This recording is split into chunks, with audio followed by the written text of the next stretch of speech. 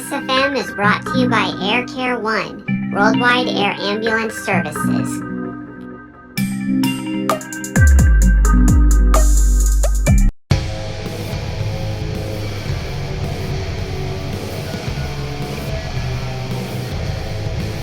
And then the next year I finally got hooked when I saw Jamie McMurray in a very similar situation nip Kyle Busch at Daytona in the newspapers. I saw a photo of the Daytona finish and I remember thinking, this is cool. All these photo finishes, you know? Yeah. And I mean, and that's the thing about Tucson Speedway. I don't know if you've ever been there.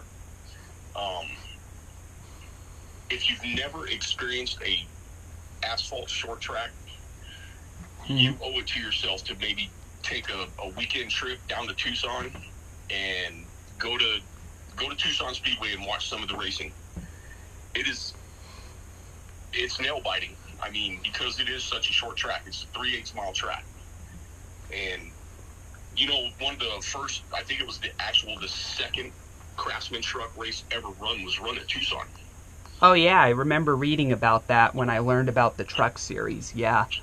Yeah. And Skinner was the champion that year. It is a cool track. I mean, you can even search for it on YouTube. It's on YouTube, that first race, and I mean it's all the Tucson Speedway races are amazing.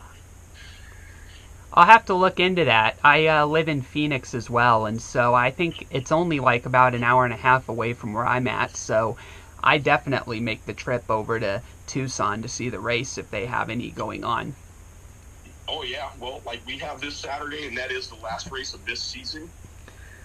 And then in November, the Friday after Thanksgiving, Friday, Saturday, Sunday, they got a big race out there that they call the Turkey Shoot.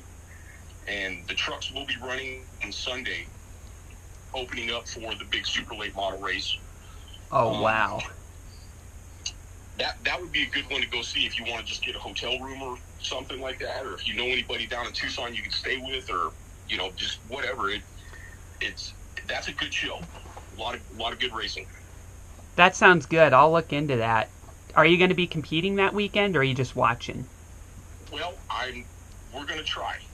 I'm not making any promises because we're going to reclip the front of the truck and do some other stuff to kind of improve it and update it, because I do have an older chassis. It's pretty old and it's pretty crooked after getting turned up on my side and then stuffing it in the wall.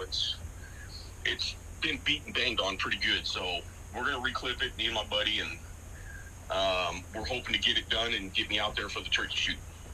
Sounds good. I wish you luck in that. How many races have you won so far? This will be number 14 this season. Nice. How does it feel like always crossing the start-finish line first? Well, I've never won, but when I got second, I got to tell you, I was pretty ecstatic. Yeah. I mean, because for us to finish that high up again, we've got some of the best talent out there. Some of the guys that used to run super late models have dropped down to the truck series because it is so much more competitive, I guess. That's awesome. But, yeah, it's just finishing a race right now for me after the last, several races. It's just finishing is like, woohoo! I finished. Yeah, the fact of being able to finish your first race is a relief, I would say, for a rookie driver. And then I would say the next step is finishing in the top 10, top 5. You have to take those baby steps, Absolutely. And we did it. I mean, we what do they call it? Crawl, walk, run. And that's what we've been doing. And this season we started out running. And hopefully this last race on Saturday will turn the whole program around, and we'll get back towards the front. And that way we go into the next season with a better attitude, a little more positive attitude, and go get her done next season. Yeah, for sure. My hero in racing, if I had to pick, is Jamie McMurray, the Daytona champion. Yeah, he was he was one of those guys that came in on talent, not a checkbook. And honestly, I think all of that kind of stopped, where there was more checkbook than talent. Probably, I would say like 2005, 6 is when it really started. You could see young kids were getting big rides, and it's because mom and dad or like just somebody in the family had a whole bunch of money behind them, and that came with the driver.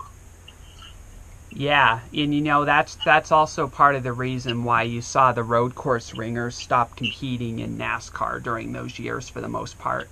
It was because again, you know, those paychecks came in, and they came in by talent, even though they were only road course drivers, and they had like the Trans Am stats to back it up, or the Le Mans stats, you know, to back them up. But in the end, it was the paychecks, and then the road course ringers were starting to only get offers for start and park, which no racer would ever want to make a career on, you know. So no. And there's a new guy that just came out of the Trans Am series last season, I believe was his first season. Shane Van Gisbergen. Yeah, and he's an amazing talent.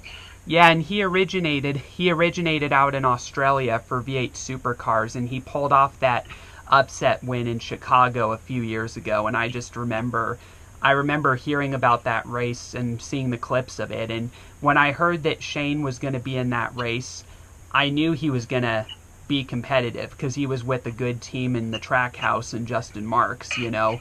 And he had experience with street courses out in Australia and New Zealand, you know. But I had no idea that he was going to win the race. And when I saw it, I was just like, holy cow. You know, it was like, that was freaking awesome.